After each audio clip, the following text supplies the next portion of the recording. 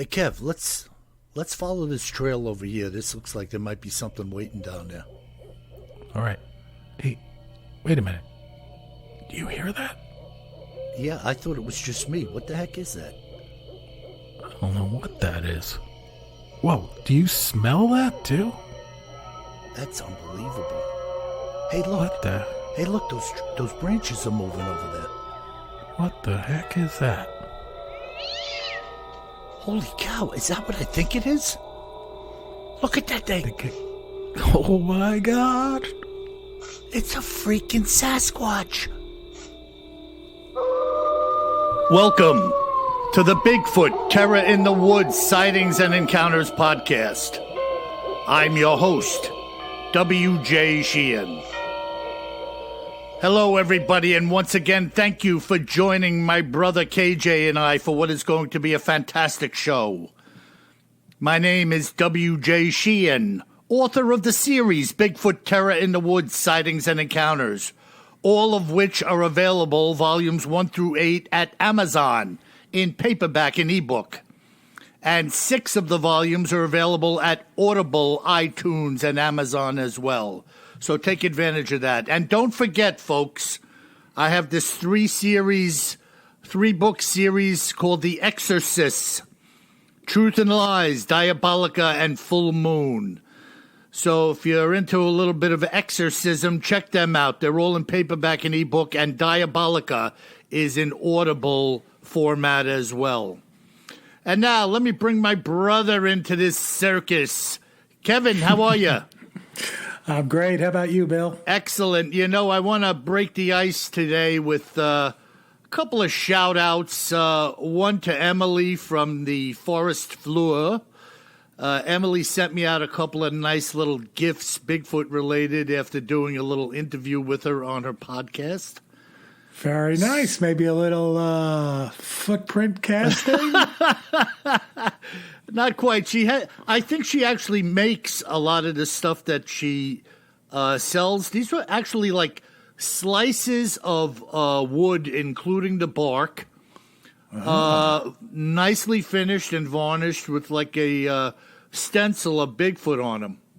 Awesome. Yeah. So, and one of them has a string through it. And I said, that's going on my Christmas tree. I was going to say, a little tree ornament for sure. Definitely. And she sent me a few different things, Kev, so I'm going to send a couple over to you. All right. Well, thank you, Emily. Emily. I don't get an autographed book, but I got something from Emily via you. And here's the second thing, Kev. So right. I don't know if you recall last week or the week before, we got an email from Becca. Do you remember that? Oh, I do remember Becca. Okay, so Becca, a.k.a. Rebecca, I contacted her, asked her to call me because I like to hear things firsthand. And in this case, Rebecca, we played a little telephone tag. She got back to me. And a couple of interesting things I'd like to note. First of all, Rebecca is in law enforcement. And in Colorado, as I recall, right? What's that? In Colorado, as I recall. I believe it was Colorado. Yeah. And she had made an arrest on an individual who had a warrant. And during the ride over to the clink, she gets in a conversation with this woman. Now, here's the point I'm getting at. So we have a person who obviously did something wrong and allegedly, not convicted yet. Right. But she's got the chrome on and she's going for a ride. Exactly. Now, the interesting thing here is a point that I've made myself, that individuals are well able to discern whether or not somebody is being truthful with them. And I rely on that all the time. Oh, me too. Me too. So here is Rebecca doing a job, bringing somebody to justice. And the woman strikes up this conversation about having been scared off a creek or a river where her and her boyfriend or husband got scared off by that Bigfoot that we spoke about. And, you know, it was interesting that Rebecca said, I didn't get the sense that she was lying to me. Right. And I said to Rebecca, you know, it's a heck of a story to start, a heck of a yarn to start spinning in the back of a squad car when you're getting taken in. Right. And I agreed with her, but it didn't end there. It turns out that Rebecca was, in fact, a therapist, I guess prior to being in law enforcement. And she made the comment, which is exactly what I have said, and it is this. She was really impressed with the Patterson-Gimlin film. Mm-hmm. And, you know, when we talk about how people get into Bigfoot and why they believe and et cetera, et cetera. And she made the point of how perfectly the musculature, which had to be attached to the dermis, which is your skin layer, moved with every movement of the patty creature. And I told her, which I think I've mentioned before, but it's worth mentioning again, that in my second trimester of kinesiology, which is the study of muscles and movement in the body, as part of our final grade, we had to get up before the class, and the doctor asked us all to describe a movement in detail. And by that I mean he wanted to know what muscles were moving when, where, and how to do what it is you were going to show the class. And did you squatch across the room? I actually did not. Because that would have been pretty cool. Yeah, I do. Kind of looking over your right shoulder. I think that would have taken more time than he was allowing. Oh, okay. There's a lot of movements going on there, bro. But mine was stepping up one step. In other words, what's required to lift one leg up onto the step and then to bring the other one up behind it so you're standing on step number one. All right. But Arnold Schwarzenegger, Lou Ferrigno, pick whoever you want, in their best days, if they put an ape suit on, their muscles would not have been punching out the way they were on that creature in that footage. Yeah. Those muscles were enormous, and not only were they enormous, they had to be attached anatomically to the skin for them to do what it is they do in that footage. Arnold just texted me and he said, I don't quite agree, but I understand your point. I pick things up and I put things down. I will be back. I love that stuff. But so here we have two people, myself and Rebecca. I'm thinking of Sarah Connor now from... Hello, it's Sarah Connor here. Give me your clothes. But the two of us having a little knowledge about the body and its musculature are both making the same statement, which is it had to be alive just by the way it moved. So that's incredible to me, you know, Kev? Super cool. Yeah, yeah. And again, that's why I love the listeners. I love to talk to them. And I love the fact that Becca went from being a therapist to strapping on a 9mm Glock. Yes, I do love that. Just kidding. Oh, my goodness. So there you have it. Well, Kev, I figured I'd come out of the gate with that, and let me throw it back to you now. I'm sure you got something lined up for our cryptids in the news and other oddities. Yeah, we segment. got a little creep fest today, Bill. I know you'll be disappointed with that. I'll never be disappointed with a creep fest. We're going back tonight to Portlock, Alaska. Oh.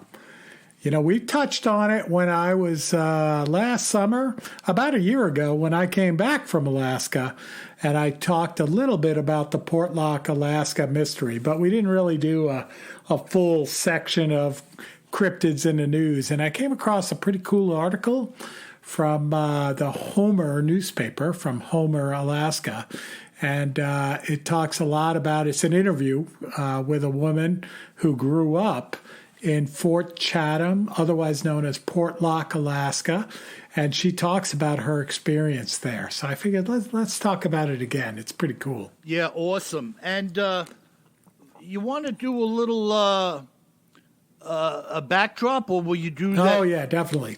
So Portlock, I mean, you remember, Bill, this is that town that was like a cannery town, and people would show up dismembered, wash up on the beach, and people were like scared to death, and in mass the whole town basically moved away in the late 1940s. You recall that one? I do, and also I recall that, if I'm not mistaken, one of the initial killings, or what appeared to be a murder in that place, was committed by what they said was a gigantic piece of like iron equipment.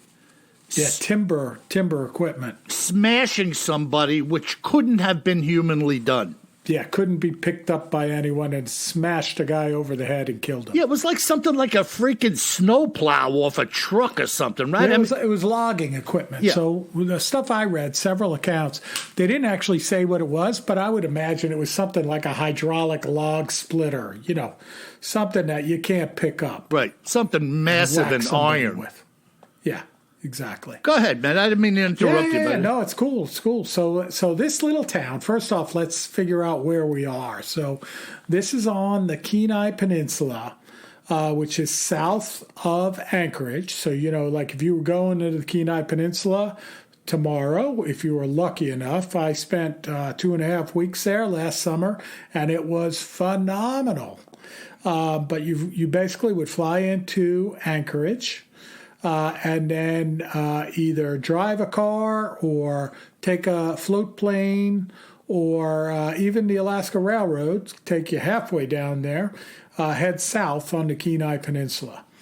And when you head out towards the end of Kenai Peninsula, there's two peninsulas that stick out, kind of like two fingers next to one another. Okay. The most famous one, or the most famous city, is on the westernmost peninsula, and it's called Homer, like Homer Simpson. Okay. And Homer, Alaska is a really pretty touristy town that's on a long strand of beach that reaches out into the sea. And I was there last summer, spent a couple of nights on the tip of the Homer Peninsula, or what they call the Homer Spit. And it was fantastic. Mm-hmm. And then if you go a little bit further west, there's a much more rural peninsula that's really hard to get to. Like, I don't think there's a highway that goes down there. I think you need like an ATV, or by boat, or by plane. There's a city called Port Graham, and it also used to be called Portlock, Alaska. Okay. And city is a generous definition. It's a pretty rural place, but there was a cannery there historically over time, cannery and lumber business. So if you think about it, Kev, back when, somebody or somebodies must have discovered some excellent fishing and convinced other people, either one by one or by a group, that there was good money to be made if we go there and invest the time and put the effort in salmon canning or whatever else it was they were canning over there. Yeah, no doubt about it. And the city was kind of claimed and discovered by a British ship captain. His name was Captain Nathaniel Portlock, and he sailed in there, believe it or not, in 1786. Wow. Yeah. And in 1921, a U.S. post office opened there. Wow. So, and this is a really rural place. For folks out there listening, if you haven't been to Alaska, it is, even, the mainstay places are pretty darn rural. Like, it shocked me when I was up there this past summer. We were going to go over to Juneau, which is the capital of Alaska, and you can't get to Juneau unless you fly there on a float plane or you go there by boat. And it's the capital. It's unbelievable. It really is. Yeah, it's Alaska. It's unlike anything you could imagine until you go there. Yeah, and then, of course, even if you go out just outside of any of these, quote, major cities, you're back in the sticks again. Oh, and they're all sticks. I mean, Anchorage, believe me, was a little frightening. Like, we spent a couple of nights there just because I thought there'd be things to see there, and I apologize to the folks in Anchorage. But, there's not a lot to see in Anchorage, and it's a little bit, there's hotels there and stuff, Hampton Inns and Best Westerns, stuff like that. It's not a big city at all, even though it's the biggest city in Alaska. I think it has 250,000 people or something like that, so pretty small for the biggest city in the state. But it's a little bit like the Wild West. I mean, did you see anybody walking down the street with a hockey mask on and a big knife? We actually saw some fist fights on the street at like 6 o'clock in the evening. I mean, it's a little bit like, what the Wild West was like, I would imagine. And still. Well, yeah. Unbelievable. Yeah, the last frontier, right? Yeah, well, that's what they say. Alaska, the last frontier. Exactly. Wow. Exactly. So this town is pretty rural place, been around for a while, and I'm gonna go to this story that was in the Homer Tribune, going back a few years now. But they interviewed this woman. It's by Naomi Cloda, and I apologize if I mispronounced your name. There's some tough names in this one. And they interviewed a woman by the name of Melania Trump. No, not really. Melania Kehl, her name is Kehl. And she was the eldest resident in Nantiinaq, and she knows many of the traditional stories. So she's kind of like, been around forever. And her birth village was Port Chatham, or otherwise known as Portlock, Alaska. Wow. So she's almost like the village historian, right? Exactly. Awesome. So she tells a story about how the village, Port Chatham, became deserted, and why the abandoned town continued to be shunned, and why those who once lived there, like her, will never return. Wow. So it's pretty cool, yeah.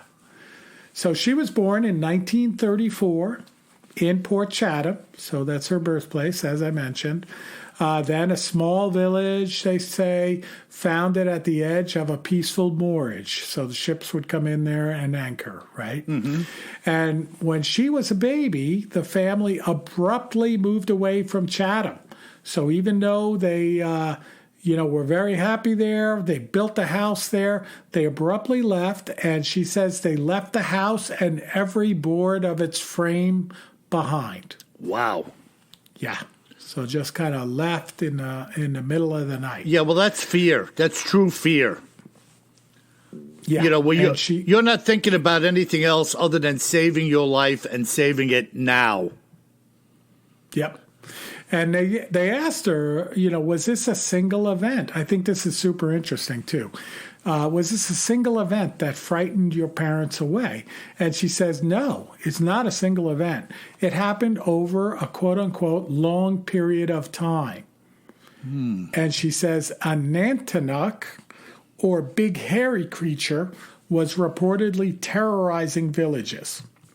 Wow. Nantiinaq? Nantiinaq. So that is the First Nations people up there. Uh-huh. That's what they call the big hairy creature. Sounds a lot like Sasquatch, right? No doubt about it. Yeah, but it goes back before the term Sasquatch or definitely Bigfoot ever existed. Right.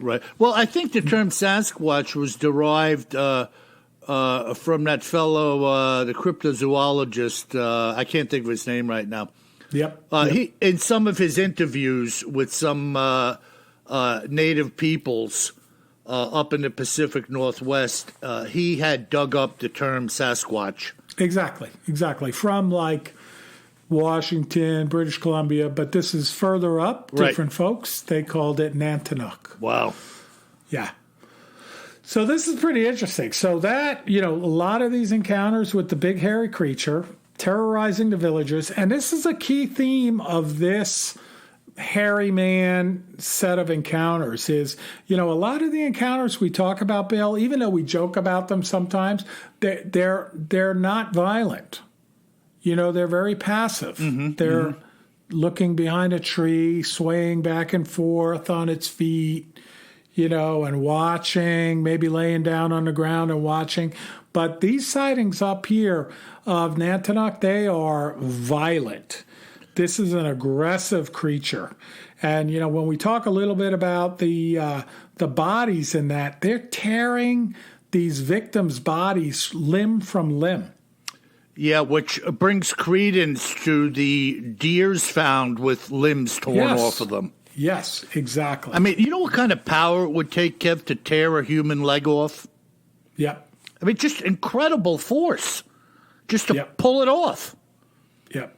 I didn't mean to interrupt you. Go ahead. No, you're good. You're good. So I do want to mention, there's not much of the story here, but Melania also talks about the spirit of a woman in draping black clothes that would come out of the cliffs and down into the village. And she said she had a very white face and a long dress that would go beyond her feet, so she would drag it, and she would disappear into the black cliffs. Wow. And was this going on in conjunction with the attacks? In conjunction, yes. My God. Different creature, though, clearly different. Yeah, but you have the Nantiinaq, known a lot by the native people, and then also this woman draped in black clothes that would come out of the cliffs. Did she say anything about a number of creatures, or was it always like centered around a particular creature? Great question. So central to all of these sightings is a soul creature sighting.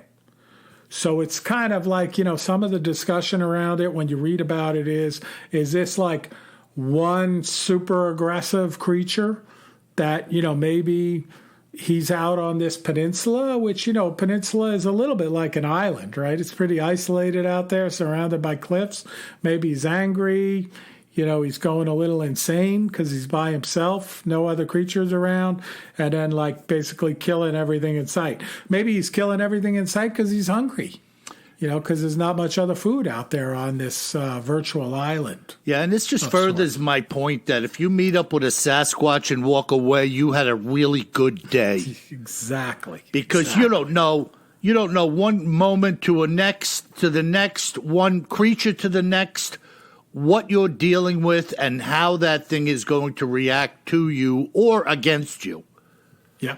Yeah. Wow. So Bill, you mentioned the person who was hit with the large piece of equipment, right? Yeah. Well, it turns out that's Melania's godfather. Wow. Yeah, his name is Andrew Kamluck, or his name was Andrew Kamluck, and he was out there logging in 1931. When someone or something hit him over the head with a piece of log-moving equipment, and the blow killed him instantly. Was that what caused them to leave, or did they stick around? No, that was just one. She was born in 1934. Oh, okay. So this happened in 1931. So it's just this, like she said, this repeated set of incidents. Right, and if she was a little babe or a toddler, she would have nothing to do with maybe the inside story at that time of who got killed and what killed them. Oh, no, yeah, absolutely. Maybe it's just that your godfather died, Yeah, it was before she was even born. Oh, okay, yeah. So there you go. Yeah. Wow, freaking incredible. A lot of different events. I just brought that up because you mentioned that one, right? Yeah, I mean, when I first heard that, I was actually looking at some pictures of what's left of that community. There's still structures there that were overgrown with the woods, and it just boggles the mind that everybody would just up and go, but not just get up and go. They left there in a state of terror that, I may be next or we may be next. Yeah, it's interesting. I mean, basically the whole village left at the same time. And this is shocking. So it's definitely not a one-time event, right, to scare away the whole village, unless it was like an earthquake or something. That's not what we're talking about. But it is also interesting that this is a pretty rural place. And even today, getting back to Alaska of today, like you can't really count on calling 911 and getting help in Alaska. And it's no dig on folks out there. If you're, if you're a first responder in Alaska, I'm not taking a shot at you. I'm saying there's a few of you covering this huge place. It's not like, Bill, like your neighborhood. You call 911 and 5 minutes later, they're going to be there. Yeah. Right? Same here in my neighborhood. Right. It's like in Homer, Alaska, or Port Chatham, Alaska, you call 911. I mean, you might as well call the Air National Guard. Yeah, good luck. I don't know when they're coming. And the other thing is, too, Kev, I don't know how many people were there at the apex of the fish cannery, but there had to be plenty of firearms and ammunition around that place. Yeah, well, so as you mentioned that, here's another piece from the story. So this local sawmill owner at the time named Tom Larson, he was cutting up wood at the sawmill for fish traps, right? Because it's a fishing village. Mm-hmm. And he told of spotting a Nantiinaq out on the beach once. And he went back to his house immediately to get his gun, right? Because he figured he'd throw some lead at it like a good sawmill guy. Yeah. And it's interesting, though, he specifically talks about the fact that he came back down to the beach with his gun. The big hairy man was still there. And he says, quote, the thing looked at him. And he said, for some reason, he still doesn't know why, he decided against firing a shot at it. And we've kind of heard stories like that, too, before, Bill, right? Like if the thing takes the time to look at you and make contact with you, and of course it's not coming at you to kill you, but this particular case, it's standing there. It's kind of tough to pull the trigger, now, depending on who you are. When that happened to him, was that before the abandonment? It doesn't say. Okay. It doesn't say. I'm guessing it is, though. Yeah, because I wouldn't think he would have spared any bullets knowing what had happened at the fish cannery if he had knowledge of that. Yep. I mean, I would have just kept chambering rounds and pulling the trigger until that thing dropped or ran away, one or the other. Or killed you. Yeah. Well, Let's be realistic. If it's 10 feet tall and weighs 1,000 pounds, you might not get off enough rounds. Right, which is why I always say always carry more gun than you think you're going to need. Exactly. Holy smoke. Yeah. It's pretty cool. So then let's move way forward in time. And also in this article, in August of 1973, a gentleman and two others were bow hunting for goats and black bear when a storm forced them to take shelter in a place called Dogfish Bay Lagoon. Right? Okay. And he says, we beached our skiff. We let the tide run her dry. After a dinner of broiled salmon, we turned into our tent. Sounds pretty good, actually, right? Yeah. And he says, back in those days, the best tent I had was a dark green canvas job with a center pole and, poor windows or floor. And I think we had one of those tents growing up, Bill. Whatever you do, don't touch the sides. It'll let the water in. Yeah. And he said he left the fire burning and cleaned the pots and pans so that they didn't attract bears during the night and turned in for sleep. He said the sky was clear, but the wind was howling through the old-growth timber that lined the shore. And sometime around 2 a.m., his friend Dennis woke him up after hearing what sounded like footsteps outside the tent. Oh, boy. It wasn't a bear, Ed said. The walking, or rather creeping, continued until it half-circled the tent. And it definitely sounded as if it was something walking on 2 feet. That is creepy.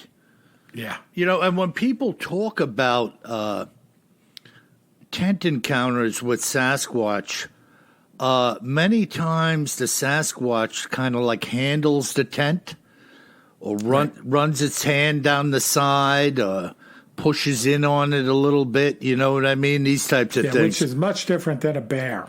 Yeah, they're not going to just come up and Like I've been in a tent out in Yosemite when there was a bear outside the tent, and they don't run their hands down the corners of the tent or anything. Yeah, They were out there groaning, and then they started beating on the steel bear box outside the tent. Holy smoke! Yeah, and I'm sure you had a large bore weapon with you, Kev. Perhaps.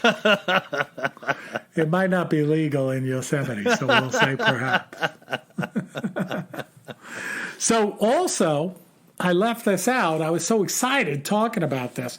But when they had these encounters and when these folks disappeared and when their bodies turned up from this very aggressive Nantiinaq or hairy man, Sasquatch, Bigfoot, whatever we want to call it, they also found typically 18-inch long human-like footprints. Wow. So, very much a lot of evidence here for a creature attack. And then I'll end this. This is pretty exciting, okay? So this all happened. She was born in 1934. She talked about leaving there when she was a kid. We talk about the evacuation of the town right after World War II in the late 1940s. But it turns out that the earlier records of the Portlock Cannery management showed that the entire site had been vacated once before. And the records show that the cannery supervisor noted in 1905 that all of the native workers evacuated the area because of, quote unquote, something in the forest. And they returned to work the following year at the cannery. So they split in 1905. They didn't come back until 1906 because something was terrorizing them from the forest. Yeah, and this other demon flying out of the cliff that looks like a woman in a long dress. Holy smoke. But of course, Kev, to the naysayer, everything's baloney, and so is that story. I mean, it might have been a bear. It might have been a bear wearing a long dress. Yeah, picking up log splitting equipment and beating somebody over the head with it. Could have been Yogi looking for a picnic basket. Hey, boo-boo. Hey, boo-boo, got any picnic basket? So I don't know about you, but I'm glad we went back to Portlock, Alaska. Man, that is freaking brutal.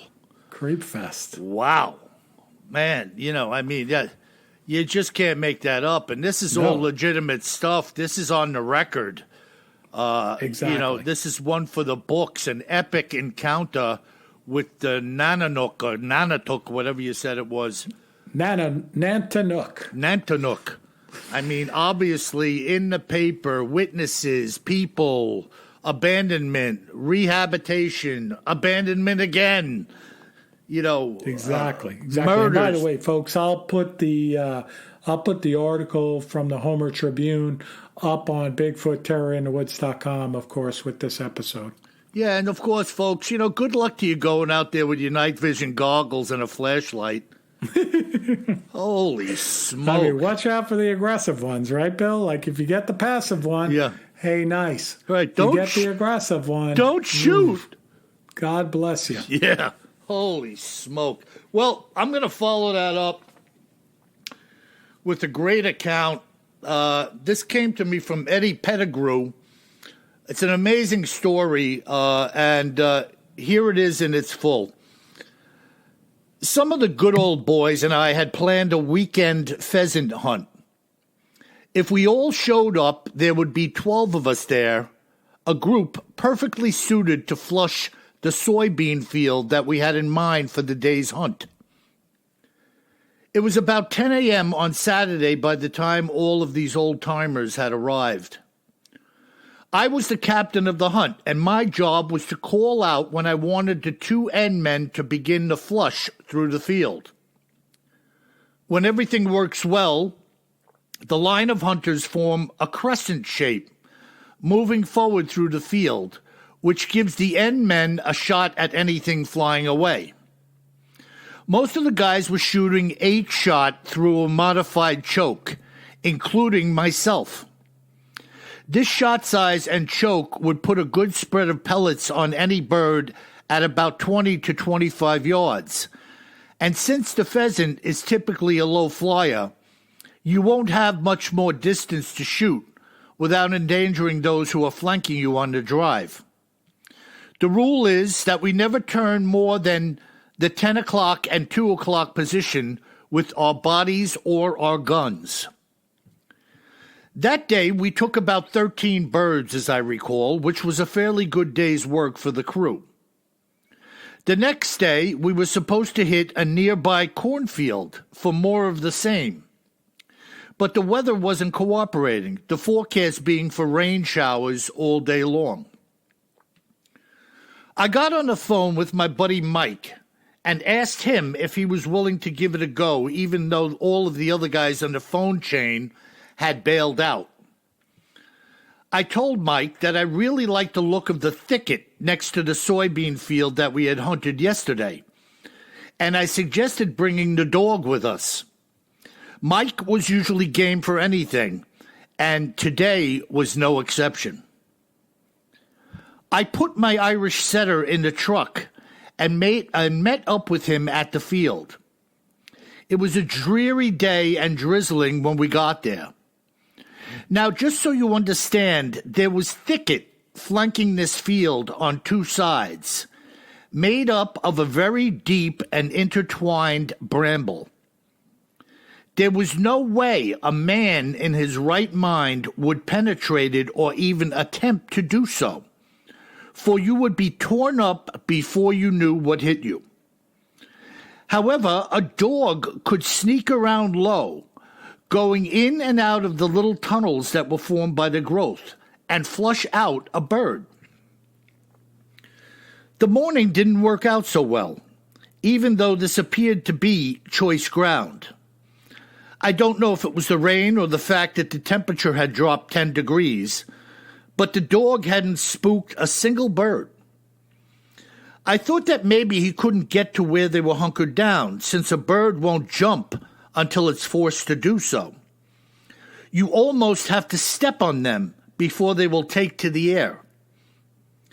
Having had no success in the morning, we took a little break, with our plan being to hit the other side of the field later on, once the rain had let up. So we took the dog and walked about a half mile over to the other thicket. This thicket was even more dense than the other had been, and I began to wonder if the dog could even work it at all. We began to move southward as the dog moved through this mess, and after about 20 minutes, the dog was so deep inside that we couldn't see or hear him, so I called him out. We pet him and gave him a snack before sending him back in. It must have been only a few minutes before we heard him yelp and start to bark frantically. We thought that perhaps he had found the bobcat, because that was the only other time I had heard him sound like this. For today's hunt, I had switched my ammo to a 7.5 shot, knowing that the 7.5 would give me a range of about 30 to 35 yards, which is better than the 8 shot. The pellets are slightly larger and heavier, which also gives them more flight time to the target. The dog was barking frantically in the thicket, and he didn't respond to my call at all. He had obviously seen something that we could not. All of a sudden, a monstrous Bigfoot erupted from the thicket, and we both knew immediately what it was.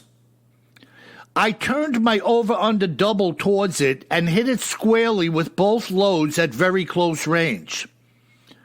I'm not bragging, but I'm a very proficient shot, and I nailed this critter broadside with both barrels, and it didn't even flinch. Now, if a human had tried to run through this patch, it would be like trying to pull free from a pair of razor blade handcuffs. But this thing was a bowling ball through this crap like he was running through a wheat field. He took one quick glance at us and tore out. I don't know what they're made out of, but if you or I attempted to do what it did, you couldn't. It would take you 10 minutes to go 10 feet, and you'd probably be so cut up we'd have to call an ambulance. This critter was tearing through this mess at full giddy-up like a weed whacker on steroids. My partner quickly squeezed off 2 more rounds, but by that time it wasn't worth the effort. If my 2 loads didn't take him down at 20 yards, nothing would. In about 30 seconds, it was gone. We tried to hustle down the thicket. Mike had chambered 3 more rounds, and I was trying to reload, but it was all to no avail. This booger was gone, and we were shocked that we couldn't even see him running away. Talk about excitement. We had gone from 0 to hero and back in about 45 seconds. My heart was racing a mile a minute, and I know Mike felt the same way. We both kept saying to each other that we couldn't believe it, but believe it we did. We had just witnessed and shot at a giant booger in the soybean fields thicket. This sucker had to have been 9 feet tall easily. And I say this because no matter where you stood by the side of this thicket, it was a foot taller than me. And this critter was a head and shoulders above the top. He was kind of grayish white, and his fur was no longer than I thought it would be. And his fur was longer than I thought it would be, even though I had heard all of the stories beforehand. The upper body looked like 2 50-gallon drums welded together. Sometime after all of this, I couldn't stop thinking about the shotgun blast that had showed no effect on the creature. This thing's outer skin must be as thick as a board. I hit him squarely with close to 1,200 pellets at 50 to 60 feet, and I didn't notice so much as a clump of fur flying off. There was nothing. It was like I had fired 2 blanks at it. I got to thinking that maybe its skin was like an elephant's, or maybe its hair follicles reach a couple of inches deep or something. A shotgun wouldn't take an elephant down, and it wouldn't take this booger down either. Excuse me. When we got back to town, we told all the boys what we had seen, and they were beside themselves. You don't want to run into one of these bad boys with anything less than a 30-yard 6, and that's the truth of the whole matter. What do you think of that, Kev? Cool. Now, where were they, Bill, in this thicket? Good question. They didn't say. I want to. Okay. You know, if my memory serves me correct, I'm thinking like Nebraska.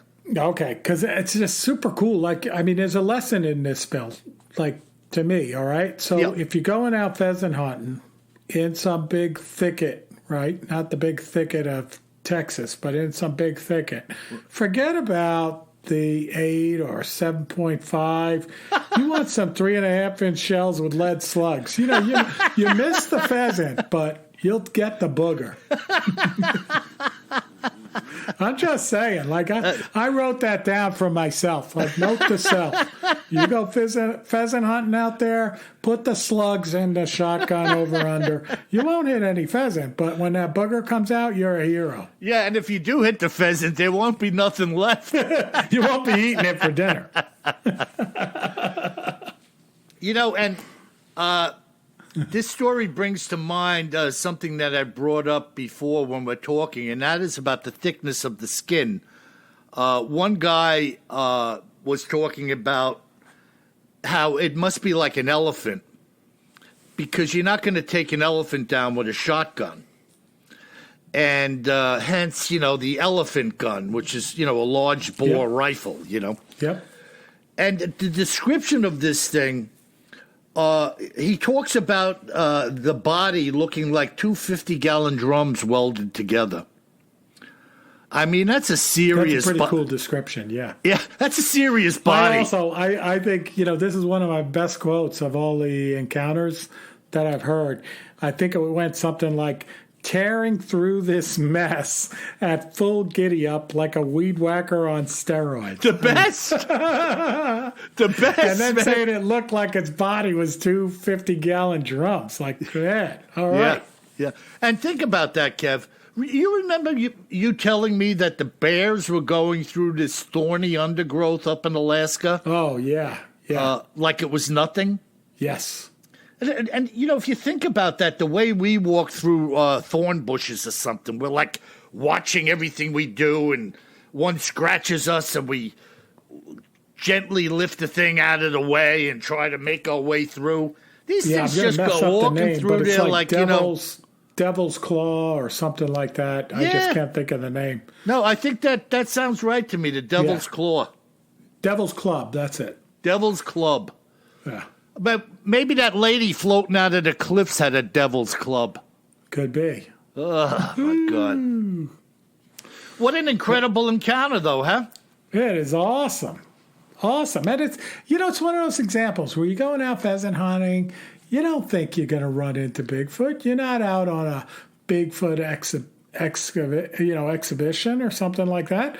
You're just out there pheasant hunting with your friends. Right. And daytime. All of a sudden, this 10-foot hairy man comes out of the brush. Yeah, well, if they could get in there, why not? What a great place to hide out.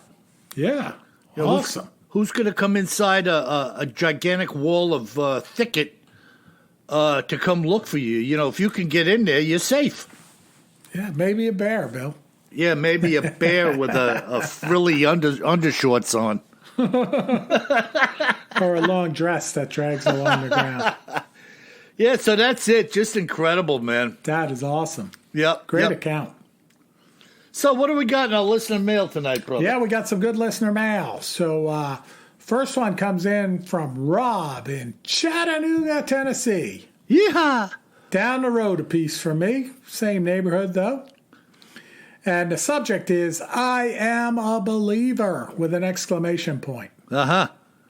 And he says, I recently started listening to your show when a friend from work told me that y'all were doing an episode on Old Green Eyes. Love it. And he says, that legend scared the crap out of me as a kid. And I gotta say, it still gave me the creeps hearing you recite it. Kevin, he actually mentioned my name.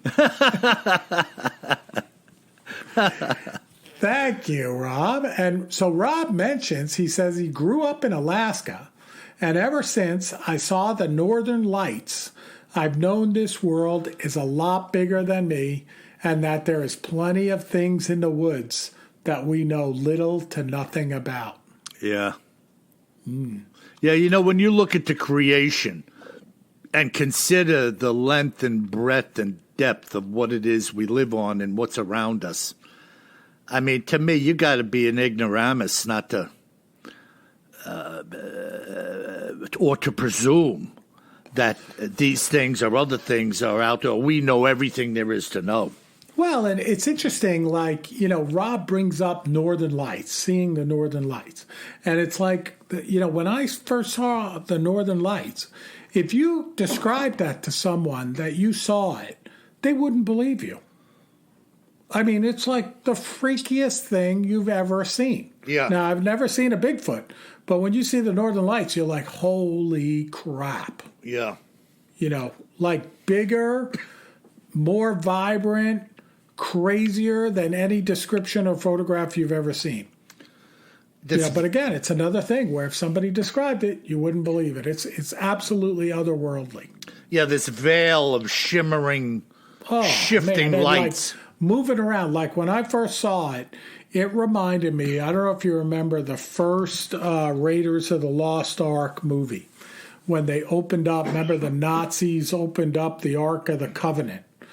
And this like green like spirit came out and was whipping around and killing everybody. That's what the Northern Lights looked like when I first saw it. Yeah, very bizarre and very good description going with that Raiders of the Lost Ark thing. Yeah. Because initially in that movie, of course, it was like, whoa, the eyes lit up, and then all of a sudden it turned on them.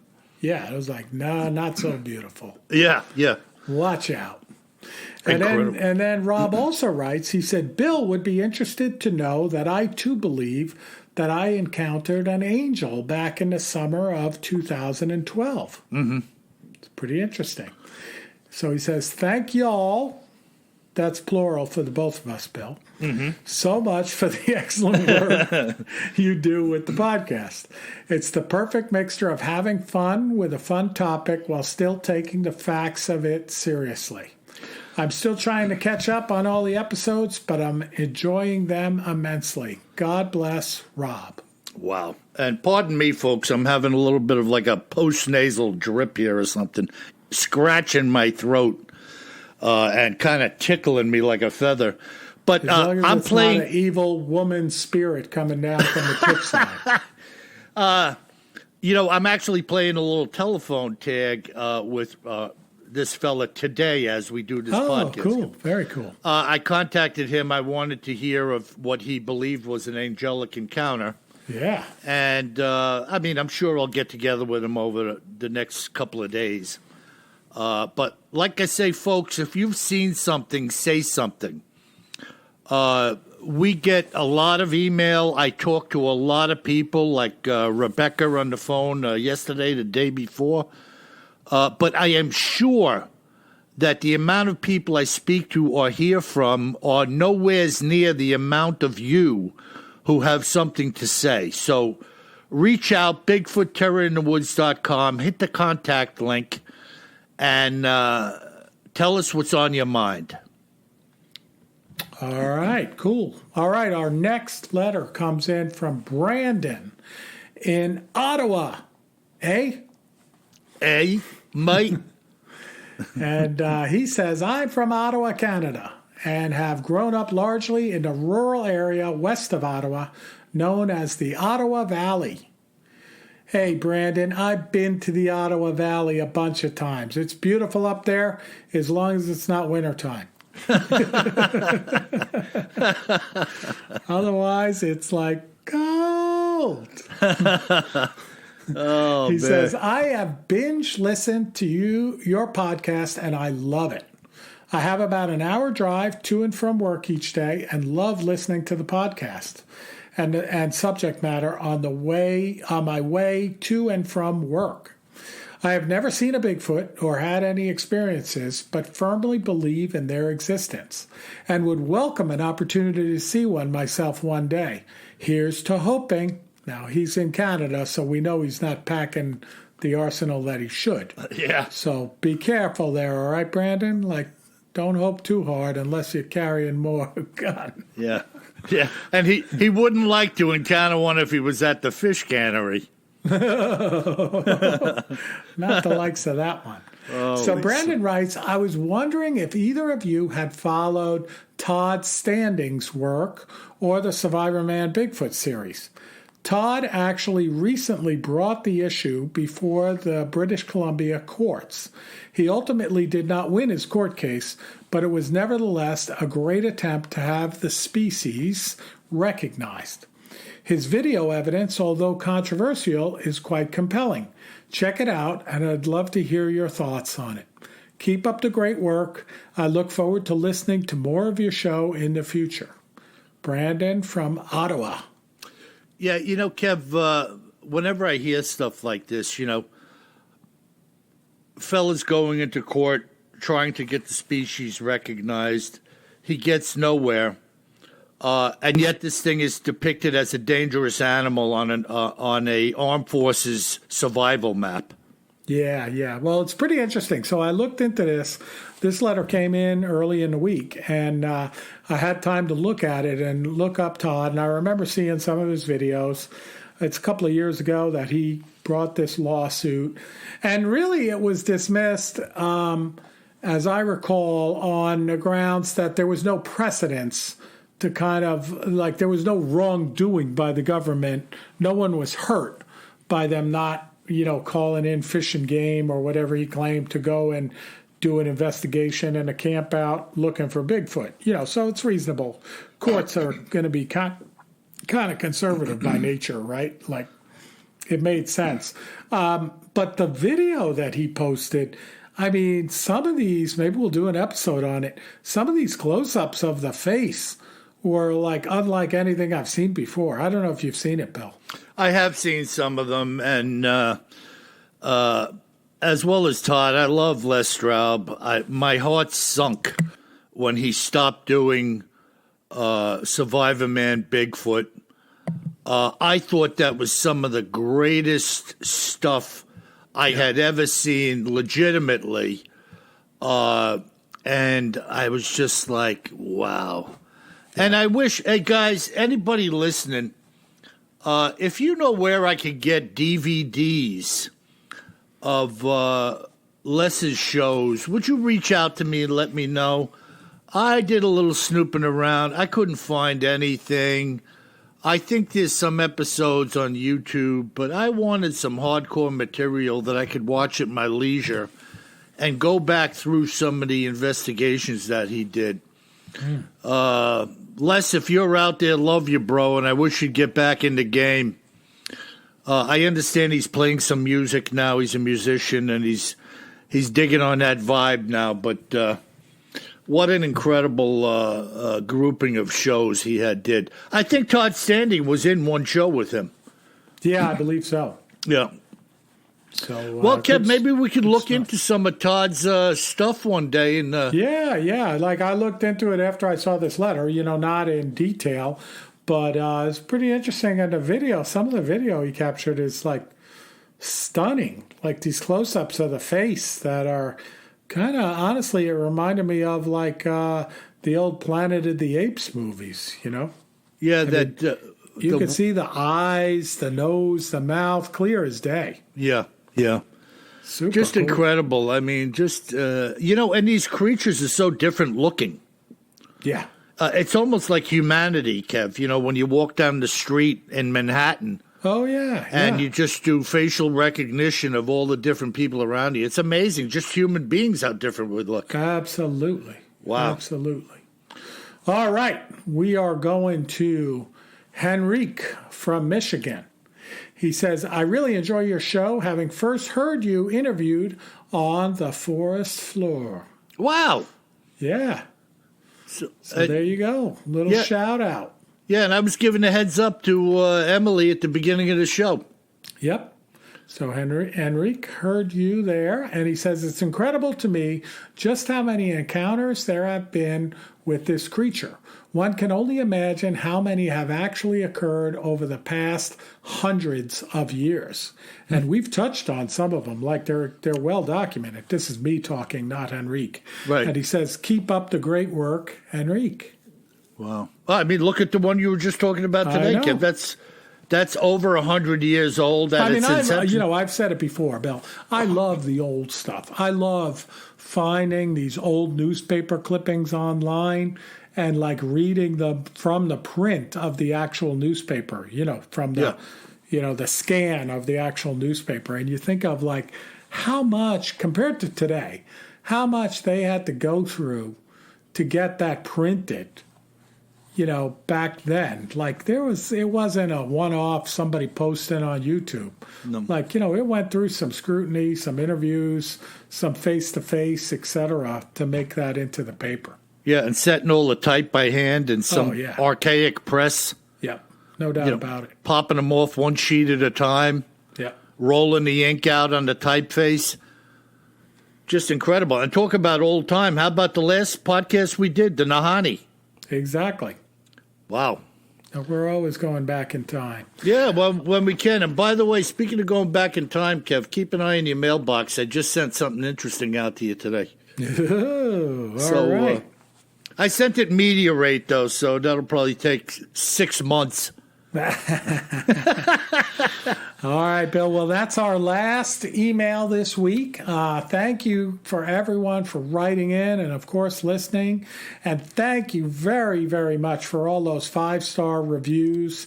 And if you haven't already left us a 5-star review, please do so now, right now, from your favorite podcast player.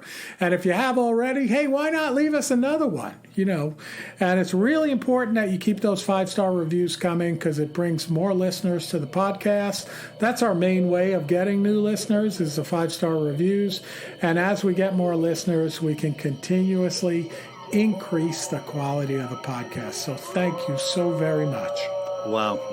And keep in mind, folks, if you find yourself wandering around in the woods somewhere around our great country, remember this. Always carry more gun than you think you're gonna need. Sleep tight.